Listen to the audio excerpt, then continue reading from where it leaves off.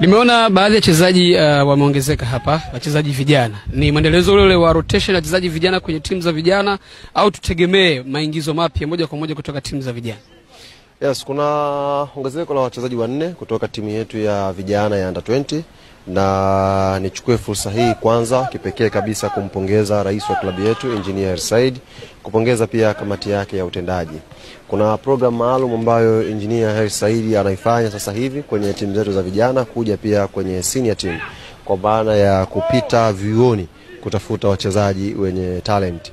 Hivi kwenye training ya leo tunaye mchezaji mpya ambaye tumemtoa chuo cha kikuu cha Mlimani hapa. Wanakumbuka mashindano ya View ambayo alichezwa, top scorer wao anaitwa Hamed. Nafikiri wewe watu wengi wanamfahamu. Tayari tumeshamalizana naye, tumeshamchukua, yuko hapa. Tunaye pia William kutoka Mbeya, wanakumbuka, ambaye ni mwanafunzi kule Mbeya. Kwa maana tuna hiyo program ya kupita sasa hivi vioni kuhakikisha tunakusanya talent zile na tunakuja kuzipa opportunity kwenye timu za vijana na timu za senior team.